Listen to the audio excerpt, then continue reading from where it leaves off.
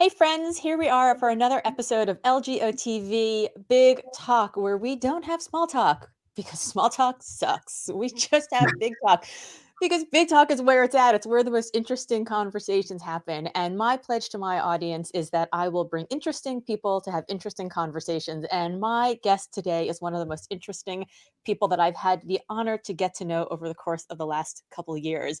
Orlando Bowen. How you doing today, Orlando? Well, Laura, how are you? It's so good to see you. It is good to see you too. Now, I have to tell people how I got to know you. I got to know you through a group of speakers where we get together once a year and we just sort of commiserate about what it's like being on the road, the loneliness, how we, sort of work together but apart, and how we can all sort of support each other. And your story is an incredible story. You had one of those stories where in a group of hundreds of speakers, all who have pretty interesting stories, yours was like a what? A head turner. Like, Scooby-Doo, like what? Tell me that again. So, just a quick overview for people who are listening. You were a Mhm. professional football player in Canada who Yeah, got arrested, pulled over, arrested, and beaten within an inch of your life by yeah. police officers who planted drugs in your car. And your entire life turned upside down. And I want you to bring us into the story at the moment when you were on the ground. Yeah. The a bit of context. At that time of life, I was very active in serving in community, working. I would train police in racial sensitivity. I was working with sick kids, homeless kids, refugee families, newcomer families. I would go into schools with police officers, and we would encourage young people to stand up for the right thing, even when it was difficult. So, the officers I was assaulted by also happened to work for the police force that I was their spokesperson. I was their police and community bridge or liaison. Um, when I was on the ground, all I could think was, oh my God, I can't believe my life is going to end like this. I would never have imagined that this would be how it would end. And all I could think was, God, please don't let me die like this. I've got so much in me to give. I've got all these thoughts and dreams and plans. And, I had just become a dad. We had a 1-year-old son. My wife was pregnant with our second. And I was just, there were so many things that were unfinished. I was dreading the fact that this was it. When they realized that I was their spokesperson and was actively involved in their community service, a huge cover up began where I was taken to jail and I wasn't allowed to speak to anyone. So I was denied any medical attention, denied any phone calls. And then they went back and planted drugs at the scene and then charged me with possession of a controlled substance and assault police. And it was just, again, like you mentioned, it was kind of those like, what? Like, what is going on? Like, I left my corporate job to, play football and be able to serve community. And here I am, in within inches of losing my life. And I think the bigger challenge is that now I'm being framed by an organization that I was working very closely with in order to create a very different dynamic. Yeah, so it was crazy. I got charged. I ended up having to go to court. I was concussed, so I couldn't play football, couldn't pass my physicals. I couldn't even stand without leaning on something for support. And just a really crazy turn and twist in life. But I'm alive, and very grateful that I survived that attack, and that really galvanized my resolve to do what I can to empower and equip people to see beyond their current circumstance and to redefine what's possible as it relates to allowing the humanity within us to come to the surface. So things like that and things like what happened to George Floyd can't happen. So how do you come though from a place where, and I've seen the pictures, right? You one eye is so swollen shut, it looks like, I mean, like if you look at boxers after when they call the fight, when they're like, we can't go on, this, you're Right. going to kill the eye is so fully it's like there's like I'd say it's the size of a grapefruit. There's like a whole planet in there, and your Yeah. lips are swollen. You are so beaten and so bruised, and it ends your career. How do you go from that to this place where you are so, you have so much perspective on it? Like, what is the, can you take us through the journey? Because I don't, forgiveness for me is difficult. It's Mhm. there is, for me, I've always had this feeling like people are in my life or they're out of my life. And there's this Right. gray in between that sort of, you can forgive people, but you don't have to let them back in, but they can still have grace. And Yeah. I've been so taken by victims of mass shootings, victims of racial attacks, where the victims forgive the you know the perpetrator of that. And so I'd love for you to take us through, how do you, it has to, you have to be angry at the beginning, right? So like, how do you get from there to where you are today? Well, I think that first, I was in shock, right? Because the level of irony in the story was so spectacular that I couldn't believe it for the Were you longest like, this time. is who I am, don't you know who I am? Like, Right. were you looking, they just, Well, I mean, I just like it went from grabbing me and I'm saying, what's going on? And they're not responding verbally. They're just beating me. They're saying, I'm gonna break your effing leg. And I'm saying, oh my God, what did I do? I didn't do anything. And they're just, just beating on me, handcuffed me, beating on me. And I was just like, I couldn't understand. I couldn't. Was having a really difficult time processing what could possibly be happening right now. And so then the whole process, going to jail and going through the court system and having the officer come in, put his hand on the Bible, take the oath to tell the truth, and then look at you like you're me and the judge is over here, and he says, Your Honor, he's 6'2", 235 pounds, and he's actually trained to hurt people. In my 17 years on this force, I've never been so afraid for my life or my partner's life. And then he looks at you and he smiles. And I was just like, Laura, you don't even understand. I was just like, wait a minute, what did he just say? And how is he looking? He's looking. So when I'm looking at him, all I could think was, what kind of pain must he have been through to allow him the capacity to do this to another human being? My grandmother used to always say, hurt people hurt other people. When they don't know what to do with their pain, they hurt other people. So mhm. even though you may be the recipient, oftentimes it has nothing to do with you.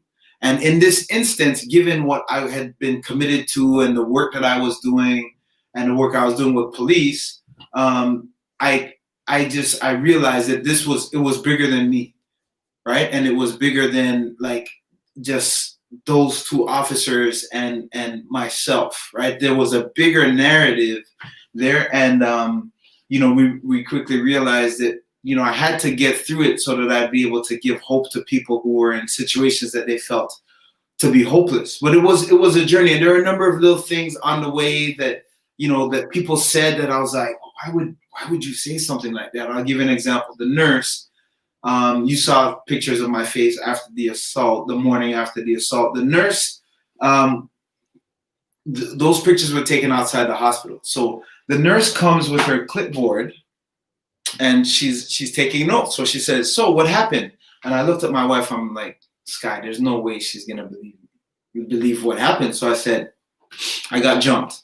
And the nurse had her clipboard and she's like, oh, by who? The police? And just kept writing. So I was like, why would you say that? And she said, oh, well, I see it all the time, but usually it's teenagers or people who don't speak English well. You don't really fit the bill. You're articulate. You're a little bit older than the folks that we. So was it? So I was just like, I was so offended by that. But it gave me insight because she started to name the groups of individuals that we were working with. Young people, newcomers, people who don't speak English well. So when she started saying those, describing those individuals, I started to see the families that we had been working with. And all I could think, well, what if this was Jose's family? Or what if this was Kwame's family or Roxanne's family that was going through this exact scenario? What chance would they have being new immigrants, not having a good command of the English language, not having access to resources? So in that moment, I was like, this is bigger than us. We have to get through it Mm. because if it were one of them, they wouldn't have a chance. So that kind of galvanized us to say, okay, this is a crazy situation, but we have to get through it, right? And I had toured the jails, the courthouse as a special guest of a judge and a superintendent of police, right? So less than 6 weeks later, I'm beaten and I'm being carried as a prisoner through the same places I toured as a special, like as a dignitary. It was so, when you look at the level of irony, all I could think was there has to be purpose, and the purpose is bigger than me. And the only way for us to get to that purpose is to get through it one step at a time. So at this point where you're saying, okay, hurt people, I get it. Do you know that your football career is over? Do you know how much they've taken from you? Or do you still think I can rehab, I can get better, I can do this? I really had no idea what was next, because I mean, for one, I couldn't stand like how I'm standing. Like I said, I'd have to lean on things. But the other thing was that I thought was more pressing was I'm facing jail time. Forget career, right? I might be locked up, Yes. right? So I didn't know what the future held. I didn't know if I'd be able to play. I didn't know if I'd be able to just be a free person. And it just seemed so unfair because the folks, everybody knew, like the police knew, the crown, the prosecutor, right, the DA, they knew that I was innocent. It was clear, even as we got into the testimonies, it was clear. So it just seemed like there was just a system, like just yeah, it was pretty crazy. So that's just it's amazing to me. So you don't know what's happening in football. You might be locked up. Like you've got a 1-year-old, a pregnant wife. Yeah. And so you know that hurt people hurt people. What else? And you have perspective on this from the other individuals, Jose, Kwame, you mentioned others who, if they were in the situation, they'd have no resources. They'd be stuck. They would face a very different outcome than you faced. Yeah. Were you? Did you have faith that you leaned on? Was there religion? 100%. Like, all I could think was, God has a plan. Like there has to be something bigger than what I'm experiencing in the moment because of the level of irony. Yes. Right? You don't go, how am I the spokesperson being assaulted and set up by the folks that I'm a spokesperson for, the same group that I took heat from the Black community because I was working with them. Yes. Right? And they're like, why are you working with them? You know how they treat us. And my response is always, if I see something that could be better, I'm not going to complain. I'm going to put my hand up and say, how can I help this be better? Which is what I did. So journeying through, I started to, I felt a deep sense of sorrow for the officers, actually. Because I just thought, we're not wired to tear each other down and destroy each other like that. So the two things I thought was, what kind of pain must they have experienced? And then what has allowed them to feel that this is okay, right? To do this to somebody that they know is innocent. So I was, again, puzzled by that, but just rested in the fact that they must have been through some deep trauma. Yes. To allow for those behaviors. Yes. And that we were going to, somehow, some way, this whole journey was going to help somebody else, right? And we didn't know how. I'm just like, well, it has to be, right? Because we've sacrificed so much, and that's why I'm here. I'm here to serve. I'm here to help. I'm here to make a difference. So this is something that galvanizes that thought and takes it to another level. And actually, the depth of pain that we felt, and some of the circumstances of people who were around us, that people would say, oh, you're losing your friends. People, we didn't lose any friends. Anyone who knew who we were, they didn't go anywhere. They stood by us. It's those who maybe didn't know us, who said they were friends, who were like, oh, I don't know if I want to be connected. And that was a blessing for them to remove themselves anyways. Right. So we just felt that we had to get through. And again, my wife, and you've interacted with Sky. Yes. her journey has been a little bit different. She's like she's really upset that something like this could happen. And I asked her the other day, like, who are you? Which one of the two officers that I was assaulted by are you more upset at?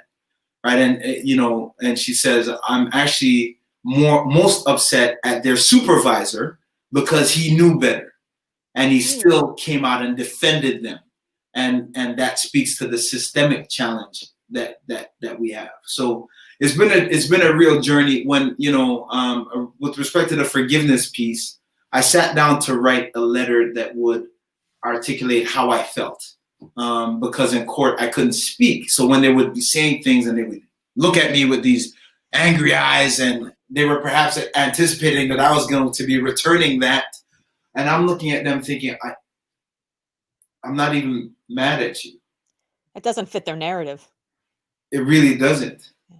Right? So for me, though, if I spend time angry here, then I miss out on the gifts. I'm a dad. I'm still alive. I still get to hug and kiss my kids and let them know that I love them before they go to sleep. If I stay stuck in what happened, I can't be fully present. Right? So because of that, I don't know what would have happened had this assault not happened, had the setup not happened, but I do know that every day that we have is a gift. And the people that we have, friends like yourself, family members, the others that come alongside and support, they are gifts in our lives. But if we stay stuck in the things that we're challenged by, those gifts will walk right past us. We won't even see them. We'll miss out on those opportunities to be fully present in honoring those gifts if we stay stuck. So that has been my commitment. So in that sense, as I started to write a letter just saying how I felt like this sense of gratitude, right? So I said, thank you. I said, thank you for the perspective that I gave as I was writing the letter. Thank you for the perspective I gave. I let them know that I forgive them 100% and that I love them 99%. I'm still working on that last 1%. But it's a journey. You said thank you. I am rarely speechless, and I'm in awe of that. I've never been like a scorekeeper kind of person, like this person did this person did that. But there are just these moments, and I think sometimes it's like my hardest thing for me to forgive is when people just disappoint me. And I don't mean like you didn't do a good job on the project. I mean like there was a kind way to act and a cruel way to act. And you didn't just act cruel. You like went all the way through cruel to like, inhumane. And I find that so difficult, the sort of accepting the narcissism and the cruelty that goes along with the inhumanity that we see, and to be able to forgive these people, to be able to forgive what they did to you, what they did to your life, and to see it as a gift of what they were able to bring into your life is truly remarkable. My hat is off to you. Yeah, Laura, I appreciate you. One of the things that when I talk about my journey, people are like, how could you say that you love them? How could you say that you like, that just doesn't make any sense. And so I want to be clear. Forgiveness is not saying that what they did was okay. Forgiveness is not condoning the behavior. Forgiveness is not saying that the behavior should go without consequence. It's not saying that type of behavior is acceptable in any way, shape, or form. What forgiveness is saying for me is that I'm releasing myself from the emotion of that moment and of that transgression. Because the reality is if I don't, I stay wounded in that space. I keep bringing to life the emotion of the pain of that experience. And it doesn't allow me to serve, right? It doesn't allow me to be present. I've not argued, but I've had to use very powerful words to try to encourage people out of that, and it's a journey, right? You don't just wake up and you're like, all right, I love you. Moving on. Life is great. You don't wake up like that. It's a process, and for everyone it's different. You go through grieving, you go through recognizing that things aren't going to be the way you thought they were going to be.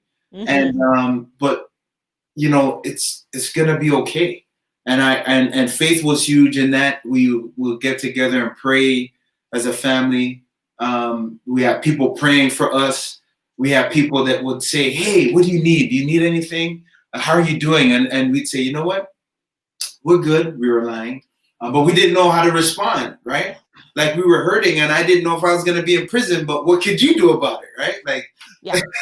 Yeah. Yeah. So we oftentimes we're just like, you know what, we're gonna be all right. Though we didn't know what all right meant. We knew that we'd be all right. We knew our right would look different from our norm. We knew our right might not be the most comfortable thing, but we knew that we'd be okay because we had our faith, we had each other as fam. So, Sky and I and Dante, and then our son, whom Sky was pregnant with, his name is Justice, because we prayed for justice through this process.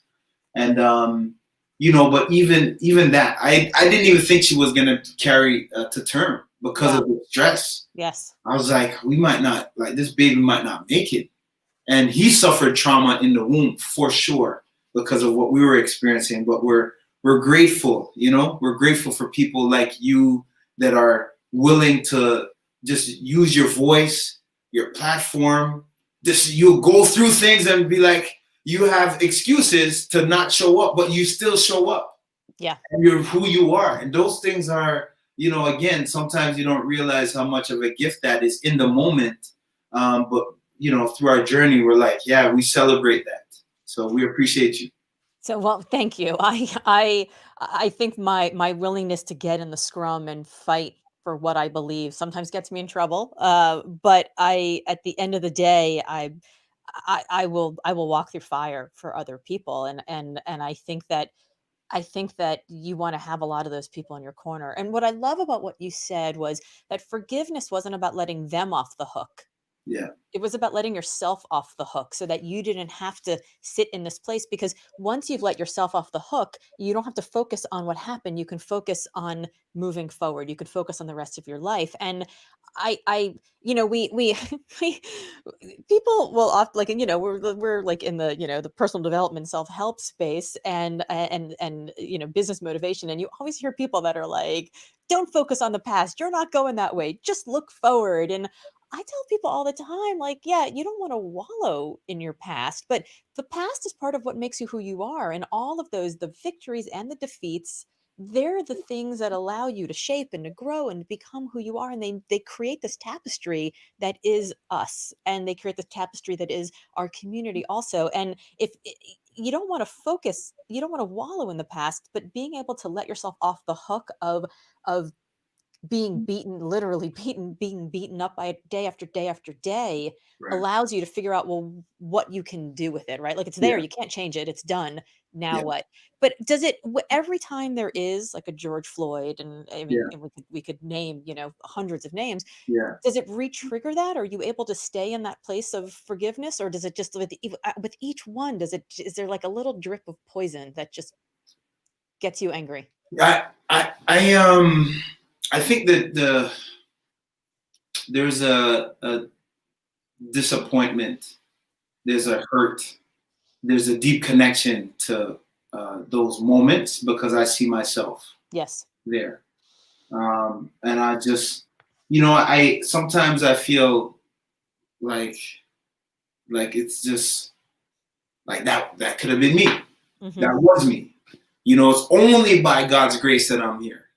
That because there were moments. I'm telling you, I remember there was one moment during the interaction where they were trying to get my leg to collapse, so they were like delivering knee strikes, and one officer's like, "I'm gonna break your effing leg," and I'm like, "I didn't do anything." Like, they were trying to get me on the ground, but they were beating me and trying to get me on the ground. So I'm thinking, if they're beating me like this, standing up, what are they gonna do if I'm on the ground? I Like, I can't do can't be on the that. ground. I can't be Yeah. on the ground. Yeah. So one of them grabbed my arm and he attempted to put it behind my back. And this was like at a time where I was probably the most athletic in my life. So squatting like 600 pounds. I was bench pressing over 450 pounds. I was pretty fast. And I'd been pretty like calm up to that point. But then the adrenaline was flowing, right? And when he grabbed my arm and they weren't answering me, I pulled my arm away, and the officer flew about 10 feet, stumbled, and when he gathered himself, he put his hand on his pistol and he turned to his partner. Then he looked at me, then he looked at his partner. He said, "I'm gonna shoot him in the head, I swear to God."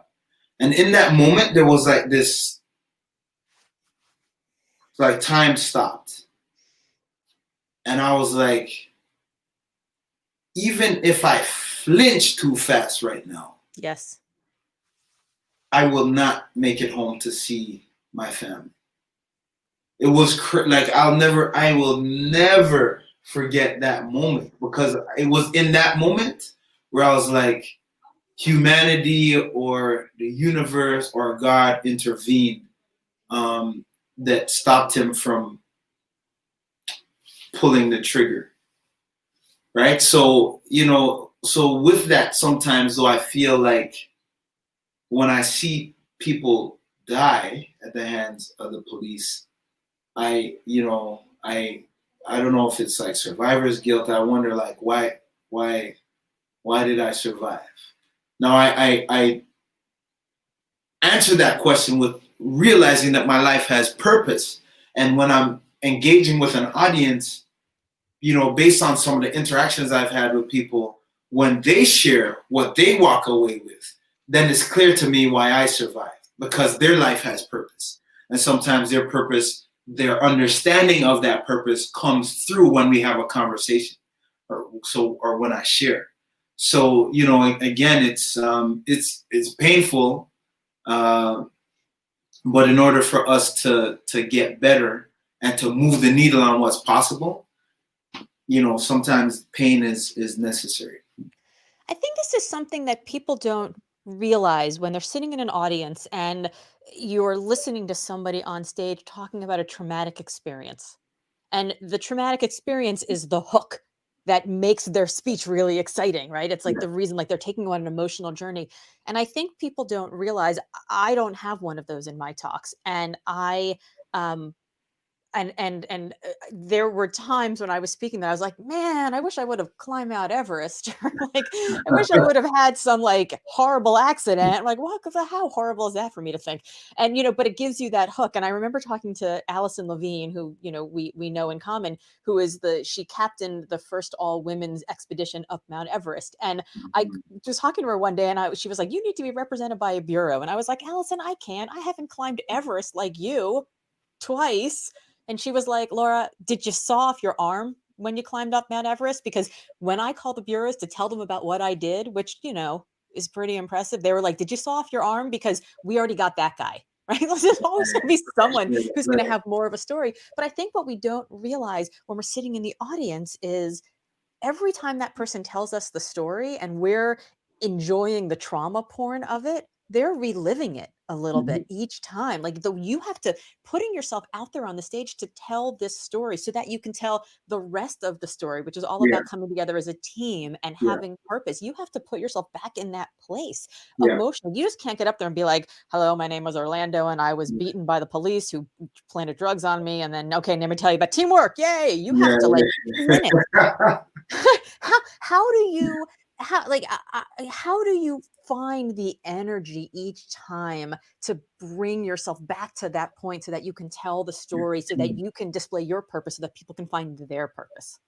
I keep reminding myself of the fact that what you just mentioned, in order to help people find their purpose, we're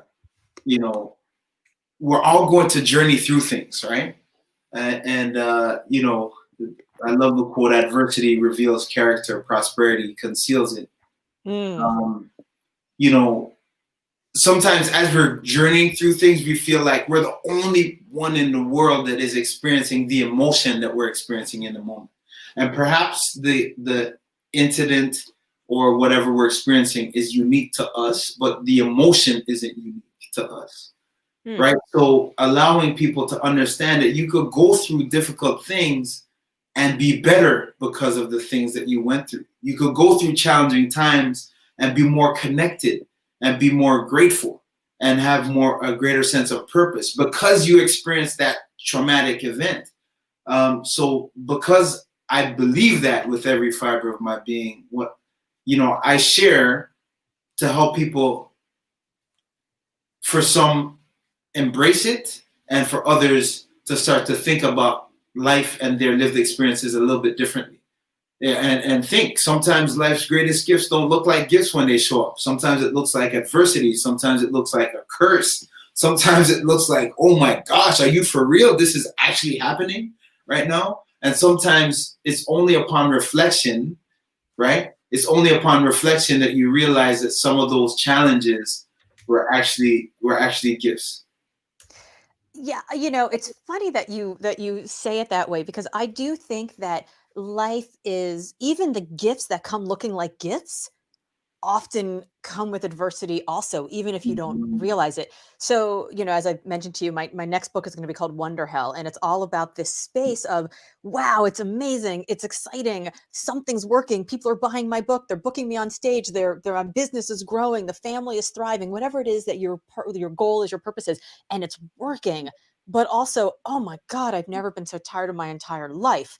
Right. It's exhausting, right? So it's amazing, it's working, it's wonderful, full, and also, oh my God, it's kind of hell. Like, I've never been on so many planes. I've never, you're like gaining weight, Right. you're eating crappy food, you're fighting with your friends because and your spouses because you don't have time to, be with Right. them. It's wonderful and it's hell. It's wonder hell. And I'm convinced that some people thrive in wonder hell and some people drown in wonder hell. And I think Mm. even when they come as gifts, so, yay, success, here you go. There's still adversity in there because you still then have to figure out, oh, I'm now being called to level up, to play even Right. bigger, to play even more, to get Yeah. stronger, to get faster, to get better.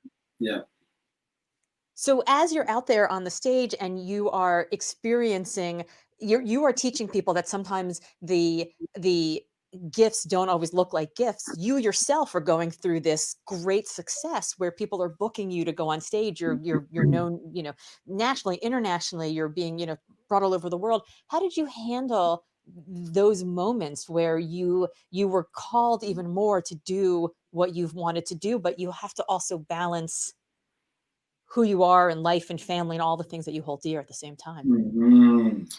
I mean, that is the question, right? Because I used to try to read about like work-life balance. How do I be a great dad, a great husband, and serve community and be there for our staff and be there for others. And there's no balance. There's no such thing as balance. There's only compromise, right? Like, because once you spend that time over here, you can't get it back over here. Well, and the thing about work-life balance is nobody ever says, I need more work-life balance. I don't have enough work in my life. They're saying, right? Nobody's like, I want 50-50 work-life balance. They're like, I need work-life balance because what they're saying is I don't have enough life because I Right, don't like my work. But right, in Wonder Hell, you love your work. You want to do right. more. You love it. You don't have work-life balance. You have work-life alignment. It's all Yeah, together. It's going. But also you realize halfway up the mountain that by the time you get to the top of the mountain, you're already starting to see the view of bigger mountains beyond. And you're like, right, huh, I actually set my goal too short. It shouldn't just be the top of this mountain. I need to climb to the right. top of the other ones. So, Yeah, you're doing this work and you're working with the police. And then you're like, actually, my work needs to be even bigger. I can expand this to organizations, to teams, to right. corporations, to youth. And you start, you have your nonprofit. And so I'm interested in how you dug in and built this to be even bigger. Like how you felt that calling inside. Yeah. Well, I've always felt like there's been a need to give perspective, right? Hmm. Because I'm a firm believer that life is all about perspective. It's not about what Yes. happened to you. It's about how you perceive the things, how you process those things, the filters through which you experience the things that happen to you. And so, I remember distinctly being in Chicago and having reading about some young people who were involved in some antisocial behaviors and gang behaviors. And so we started to put together a mentorship program for young people. And I was having a conversation with a young man, 18 years old, and I'm just talking to him about perspective, and he says, in my neighborhood, if you make it to 25, you're considered old. Yes. Um, then the the drill with that perspective as well, right? They're considered an OG, right? If Yeah. you can make it to 25, because it's just rough on the streets. So because life is all about perspective, if that's your truth, then you operate according to that truth, Sure, you live a right? riskier life if you expect to be Absolutely. shot or in jail by the time you're 17, 18, 19. 100%. 100%. So if all I could think was if they knew what was possible though, then they would redefine their how they live, right? Because they would live according to the truth, Yes. right? So for us, like, how do we help them understand what's really possible? And that's by creating opportunities for them to see beyond what they've seen, right? So that was the impetus for wanting to start to do something in the youth space. So we started a 501c3 called One Voice, One Team Yes. leadership organization, to equip young people to see beyond their current circumstances and to then act. So we take them out into the community. We feed homeless. We build houses. We plant trees, things like that, so they can see themselves. Now we do that with some of the corporate partners. So some of the partners who bring me in to speak to their companies and speak to their teams, who say we want to be able to contribute and make a difference. We say, come on, let's go. Let's go serve. Let's go feed people in need with these young people who don't believe that there's anyone that doesn't look like them or anyone outside their community that actually cares about them. And then so we create connection that way. Yeah, because here's the thing, and I'm involved in gang intervention work here in Boston. Yeah. The thing that completely changed my perspective on it was this idea that the kids who are on the corner, who are slinging drugs, who are involved in petty crime, who end up with bodies on them, they are not disincentivized. They're not lazy. They're not stupid. They're not bored. They are in fact some of the hardest working individuals you Yeah. will ever meet, and they Yeah. are incredibly incentivized. They are Yeah. ambitious. They are organized. They just Yeah. have the wrong influences. And Yeah. if you can shut down the influences by showing the influencers, the core influencers, that there is a different kind of life they could be living, then you Yeah. take all that energy and all that ambition and all that drive and you just switch it to a Yeah. different perspective, and to be able 100%. to show them that as they are defined by the outside world is not what their life has to be, Right. by allowing them to be active agents in making their own lives better. That perspective shift to me it was game changing, right? Like you talked Mhm. about being a game changer. That was so game changing. And so doing that work with One Voice, One Team, and bringing the corporate partners in, the ones who have the money, who can then fund some of this work, it is life changing for these kids. So tell us more about how One Voice, One Team works. Yeah, so we often partner with educational institutions or any organizations that serve young people. And then we go in and we run a range of programs. It could be just a one-off talk, like an assembly at a school, that are sometimes sponsored by our corporate partners, or individuals. So it could be an assembly, it could be ongoing workshops, it could be a series of workshops, like 5 workshops that we take them through what we call our SWOLE principles. Swole, like SWOLE, swole, get right? swole. Like SWOLE. Self-respect, work hard, overcome adversity, lead by example, and excellence. Hmm. So we don't just talk about making a difference. We actually go out into community and we serve. Yeah. We So okay, also hire self-respect, young people, self-respect, work hard, overcome adversity, overcome, lead by example, and and excellence. excellence. Yeah. You know what I love about these? None of these are be the recipient of charity, right? These are all starting from yourself. This is Yeah. finding intrinsic motivation and no longer letting the outside world say, "Oh, you are the person we have to take care of. You're the person who is less than." This is actually like you are demanding of them to demand more of themselves. Yes. You got it. You Incredible. got it. Yeah, and that shift. for a lot of them, like we have a group of young people right now that are running a virtual summer camp. So we hire young people who have excelled in our programming to deliver the program to younger youth that are 7 to 13, where they take them through those principles. It's been so powerful in that young people are starting to realize that they have these things inside of them, like you're saying, like, so they could find it intrinsically instead of, we live in a world where young people are often looking at, social media and this person's perfect life and that person's perfect life and not realizing that it's a journey for everybody, right? And when we can help them see that they have what they need inside, and we could surround them with other people who also have what they need and are going to encourage them and cheer them on and walk with them and serve with them, it redefines what they believe to be possible. And then they act accordingly. Yeah, I mean, that to me is the most fascinating thing about the program that I work with is that we have the advisors that work with these kids who themselves have been on the streets. They're like, "Look, I get it. Like, I've been through the system. I've got these scars. I've got those wounds. I've got and so I know where you are. I Right. walked in your shoes." And to have that as somebody who says, "And I see you. Yeah. I see you, and I Yeah. know that you are more than the world who is already decided," and that is incredibly powerful. And then when you speak to corporate audiences, I mean, I think there are so many people. I was just talking yesterday about things I wish that I knew. uh I wrote this blog post for LinkedIn years ago about what I wish I knew when I was 22, and it went viral. It got all these hits, and I was like, I should write one about what I wish I knew when I was 32. And I think the thing I wish I knew when I was 32 was you don't have to accept life's first offer.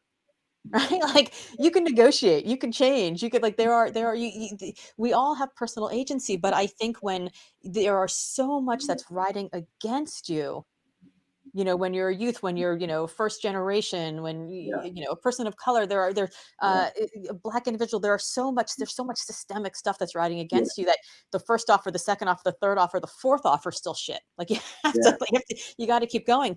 But I Yeah. think that there are plenty of people in your corporate audiences, whatever their backgrounds are, who still are accepting life's first offer. And that would make me crazy on stage to be like, do you see, like, the people I see and how hard they're working, and they have so much less than you have, and so Right. much less opportunities and so much less agency. Like, get off your ass and do it. Yeah. But Yeah. instead, you don't. You bring this great message of team, and you're happy. And it's like I would get in a lot more trouble on stage, I think, if I had your story and I had to give that message. Yeah.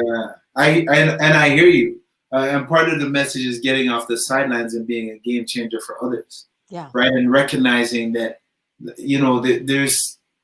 there's no time to just watch the game from the sidelines, right? We need people to get off the sidelines and take action on the things that they're stirred by, right? And sometimes we need to stir them from the stage.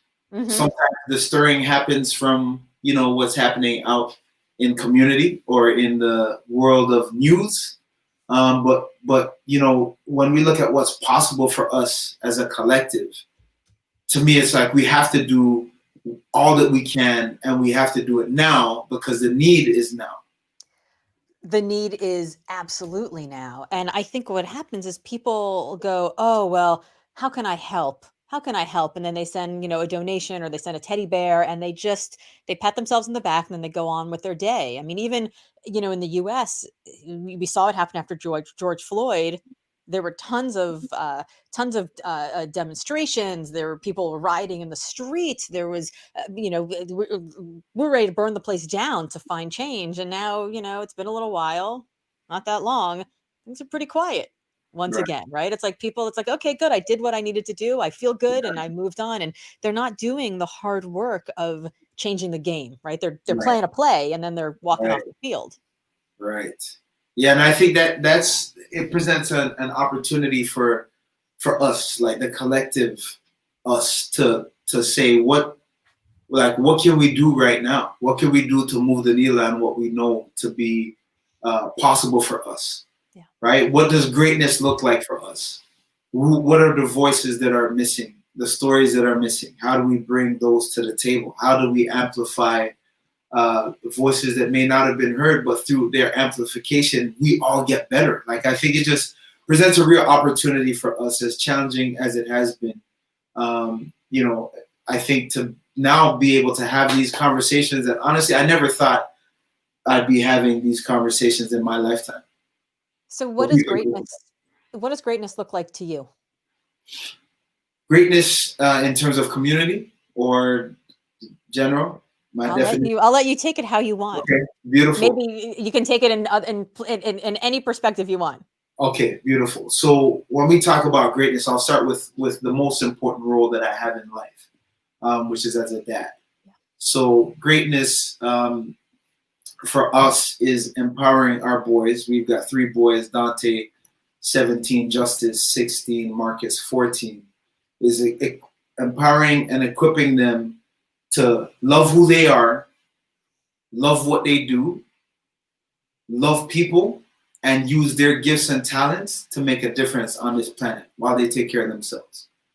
Right? So, and it's a journey to getting to that space because they're different, right? They're stoked by different things. They're right, but it's the most gratifying journey to be on, to be living with purpose, to get up and understand that you have an ability to make a difference today because you're alive. So in our house, we say every day is game day, right? Every day is an opportunity. If you woke up today, it's an opportunity to make a difference in somebody else's life. And the most important play of this game is the next play. It's the play that we're in right now. So we take a deep breath when we go through difficult things and we say, all right, next play, let's go.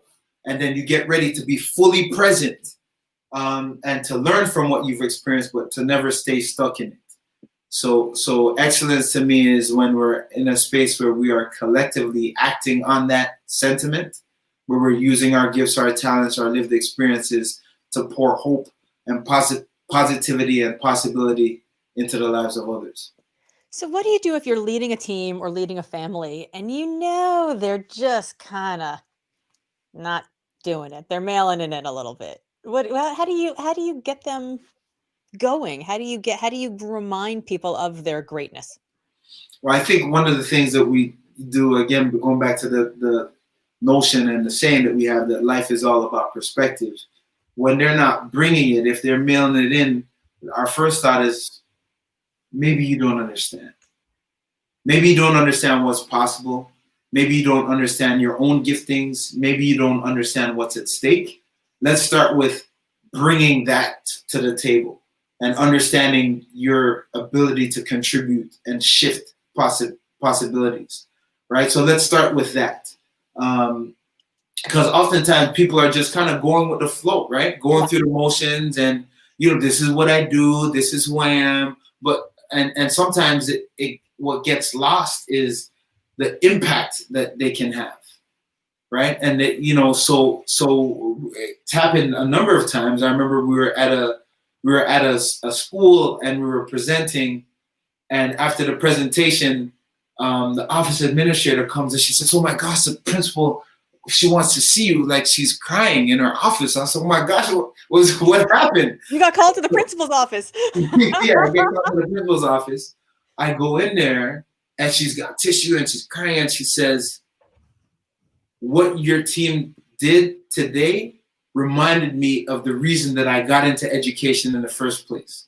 And I feel like over the last 5 to 10 years, I had lost the sense of purpose that I came in here with. So I wanted to say thank you." So I was grateful. I wanted to say thank you to her for that. It was tears of joy.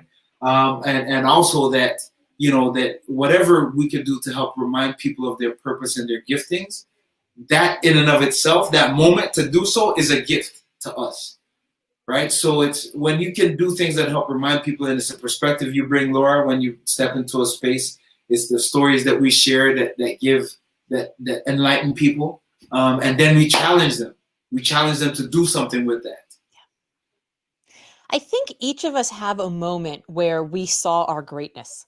We saw like maybe it was like a brief fleeting moment where we were like, oh, you get like a whisper of it. And it's this moment where the very best of what you do is being called upon to solve a problem that you care about, and you're being rewarded for it in a way that actually is meaningful to you. And you're like, yes, it's alignment, it's flow, it all works. I'm in consonance with myself.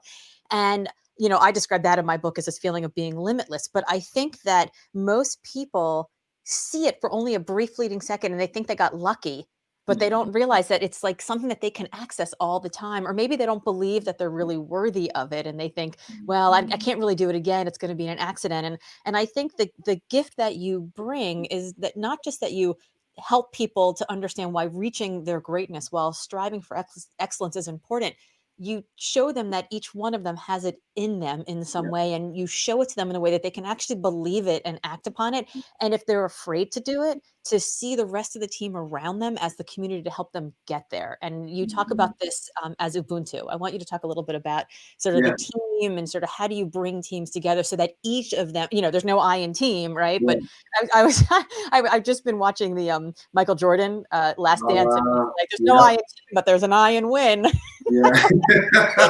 I was like, oh man. But but Yeah. but they started winning when he worked to bring the greatness out in everyone around him. Yeah. So talk to us a little bit about how teams can not just bring out the excellence in teams, but also the excellence in individuals. Yeah, I love that. And one of the things that I appreciate about that series, the Jordan series, is that for each one of his teammates, he did different things.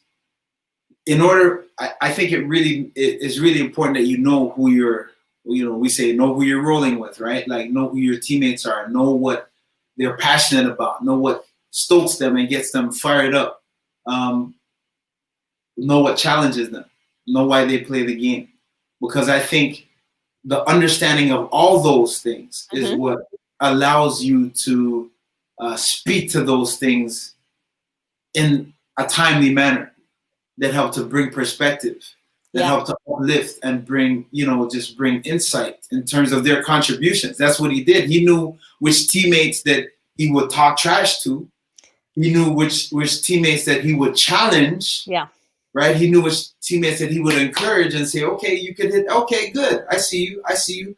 Right. So for everybody, it was different. So not only was he skilled in terms of the on-court things, the psychology of the game is also connected to our performance, right? And understanding what the motivators are and what the demotivators are, and what are the things that bring us together. What's the end goal? What's the aspirational goal or place that we're trying to get to?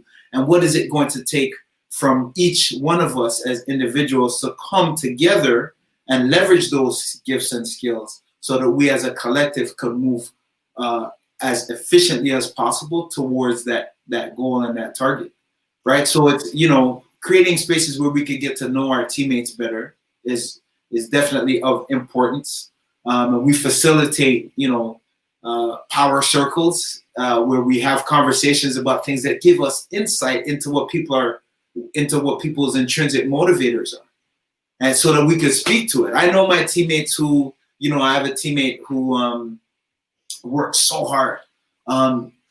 Family is probably the most powerful value for him, right? So when we want to celebrate him, I may buy flowers, or we may buy flowers for his wife and thank her for his contribution and for the sacrifices that she makes and their family makes so that he could be excellent, right? And that means more than if I were to buy something for him, right? So it's just understanding like what are the motivators, right? What are the things that drive behavior that in ways that you could celebrate people and then challenge and inspire them. Yeah, I think that happens all the time where managers will give their squeakiest salesperson a big bonus, and it keeps the salesperson happy. And then 6 weeks later, 3 months later, they're back in their office with the like, "What have you done for me lately?" face on.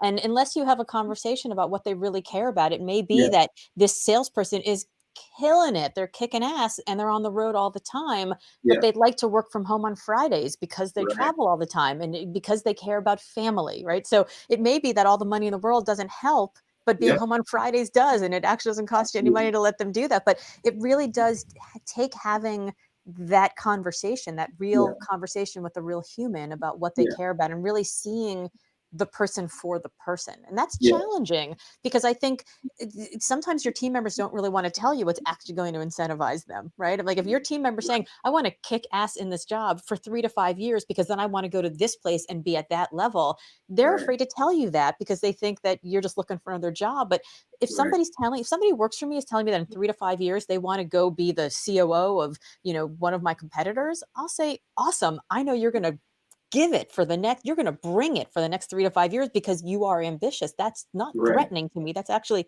additive to me. So how do we have the conversations where and allow space for our team members to tell us about the stuff that matters to us that might be on the life side of the work-life balance that we're trying to Hmm. put this wall between? Love that. Love that. I think when we curate conversations, we talk about things that are of value. So we're not necessarily saying, let's have a sit down and talk about your goals and aspirations, although that conversation needs to happen as well. When we're in spaces when we could say, well, what does like a perfect vacation day look like for you? Mm, Right? If you had a week off, what's the one thing that you would make sure you absolutely do in that time yeah. that would like really energize you, right? And then so in hearing people share about things that really motivate them and see them come to life, it those things are the things that were like, good. Did you hear that? You got that? Okay, awesome. There's a one of our colleagues, her passion is cooking, right? So anything connected to cooking. So we were doing some things and wanted to celebrate her. We got her some limited edition cookbooks. And Laura, you would have thought we gave her like a $10,000 bonus. Amazing, isn't it? She was just like, you thought of me. Like this is Saw me. you just said, yeah, just give whoever does this, you just give them this gift, right? She said, you took time, you thought about me when you made this decision. And that was huge. That was everything. So it's really, sometimes we tend to give people things that we would appreciate, Mhm. versus having the conversations and getting to what they're driven by.